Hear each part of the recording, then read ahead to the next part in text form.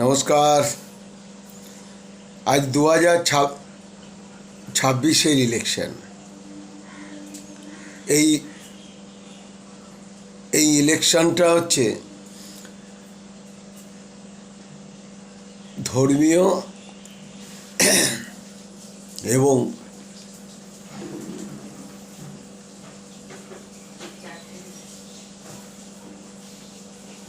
দুটো দলের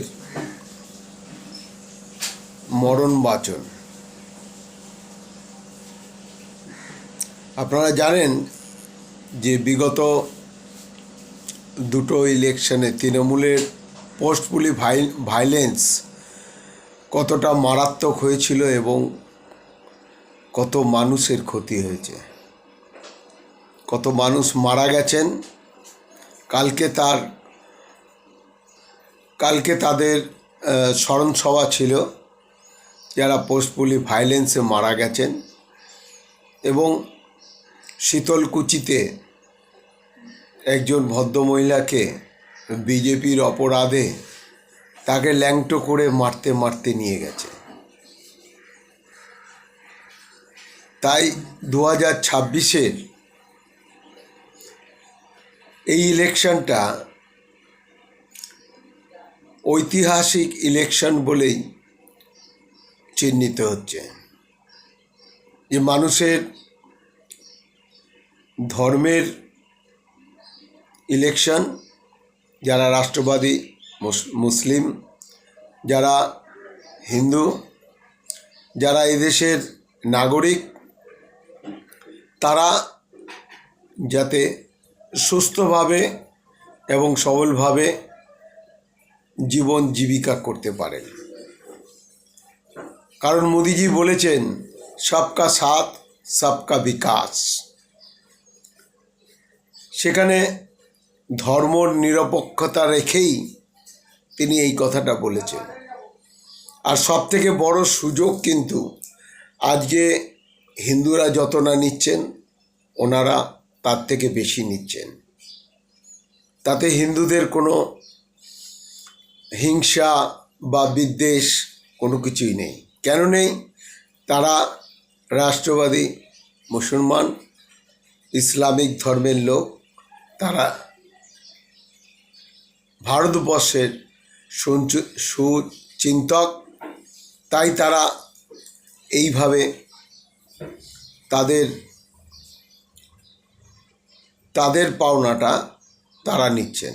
তাতে আমাদের হিন্দু ধর্মের কোনো যায় আসে না।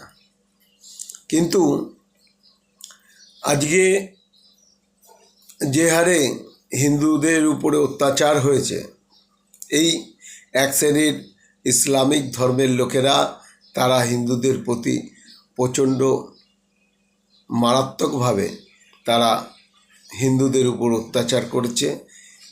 এমনকি এখনও করে যাচ্ছে। শেখ শাহজাহান, পুষ্পা,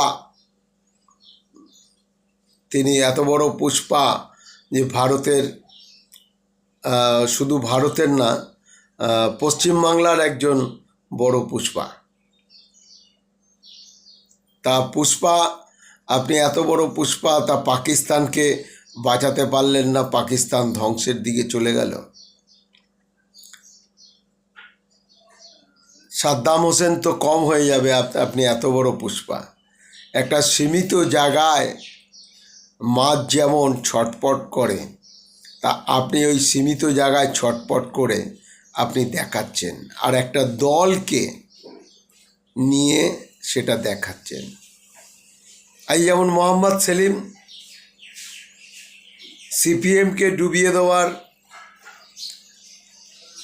মেন কারণ হচ্ছে এই মোহাম্মদ সেলিমের মতন কিছু সংখ্যক লোকেরা। আর আজকে ওই নওশাদ সিদ্দিকী আইএসএফকে, এই আইএসএফকেও আপনি লিখে রাখুন, আপনারা লিখে রাখুন, আইএসএফকেও পুরো দুনিয়া থেকে ডুবিয়ে দেবেন এই মোহাম্মদ সেলিম।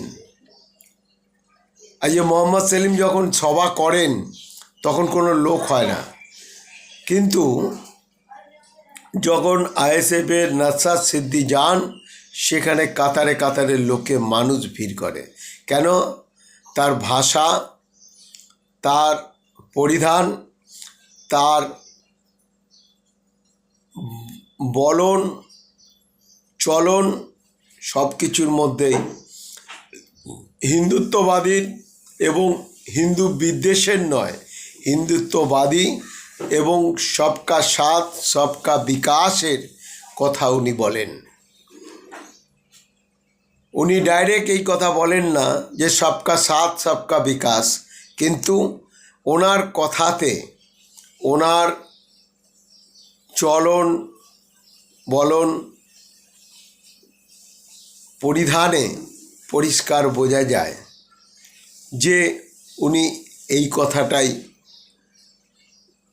অন্তরালে বলছেন। অতএব আজকের 26-এর ইলেকশন পশ্চিমবাংলার জন্য একটা গৌরবময় ইলেকশন।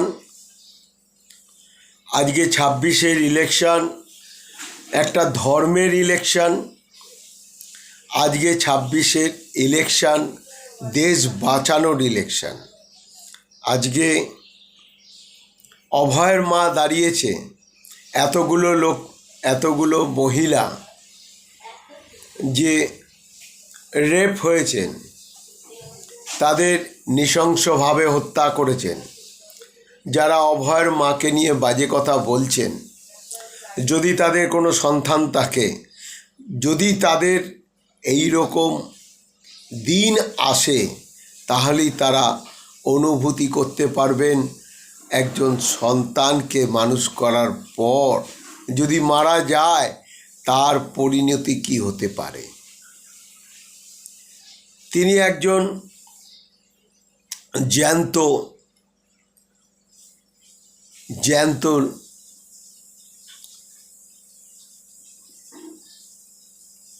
জ্যান্ত একজন লাশ। তার মধ্যে কোনো কিছু নেই, তার মধ্যে কোনো চাওয়া পাওয়া আশা আকাঙ্ক্ষা কোনো কিছু নেই। তিনি দাঁড়িয়েছেন শুধুমাত্র সার্বিক পশ্চিমবাংলার মহিলাদের বাঁচাবার জন্য, কারণ তার তো মেয়ে মারাই গেছে, তিনি তো তাকে আর ফিরে পাবেন না। যারা এইসব নোংরা কথা বলছেন তারাও সামিল আছেন তাদের সঙ্গে।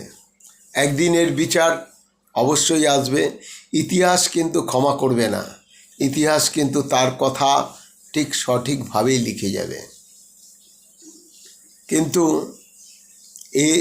এটা যারা তার নামে বাজে কথা বলছেন, তাদের পরিণতি কিন্তু একদিন খুব খারাপ হয়ে দাঁড়াবে। আজকে তিনি বিচারের আশায় সারা পশ্চিমবাংলাকে একটা জায়গায় নিয়ে আসার চেষ্টা করছেন, যে জায়গা আমরা পরবর্তী 4 তারিখে অবশ্যই পাব। এবং ভারতীয় জনতা পার্টি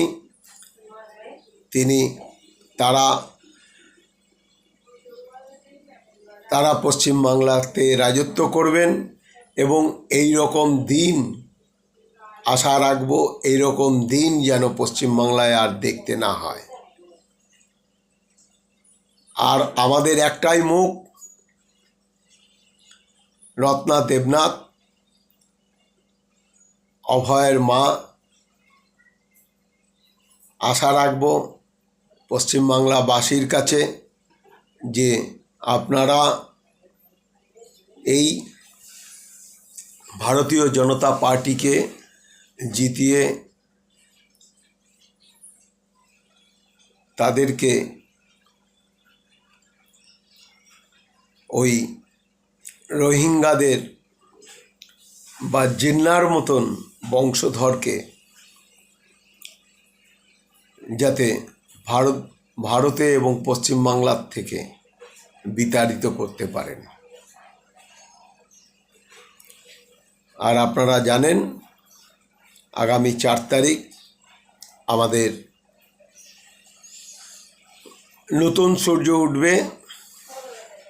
আপনাদের কাছে আশা রাখব এই যারা পিঠে পোস্টার লাগিয়ে ঘুরে বেড়াতে হবে এই সমস্ত কথা বলেছে, তাদের ওই নবান্ন মসনদ থেকে যাতে আমরা বিতাড়িত করতে পারি।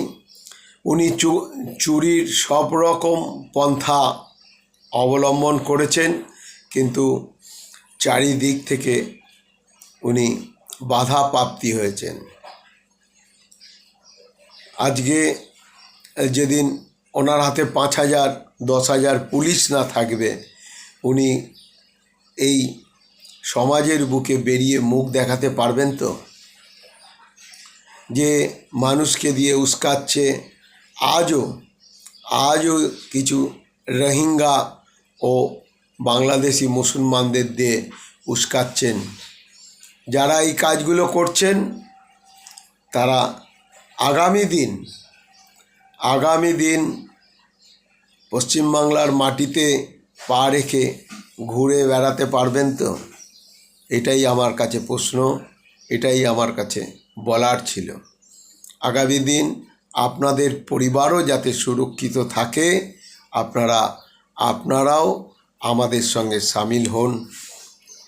এই জন্যই আপনাদের কাছে বলবো, আপনাদের ঘরেও মেয়ে, মা, বোন সবাই আছে। এই বলেই আমি আমার বক্তব্য শেষ করব। আপনারা আশা রাখব যারা ফোর্সফুলি ভায়োলেন্সে মারা গেছেন তাদের প্রতি শ্রদ্ধা অর্পণ করবেন এবং সবার কাছে তাদের আত্মার শান্তি কামনা করবেন। এই বলে আমি আমার বক্তব্য শেষ করব। আমার নাম দিব্যেন্দু শঙ্কর ভট্টাচার্য। আমার টেক দ্য অ্যাকশন রুদ্র, এই বলে আমি আমার বক্তব্য শেষ করছি। বন্দে মাতরম, ভারত মাতা কি জয়।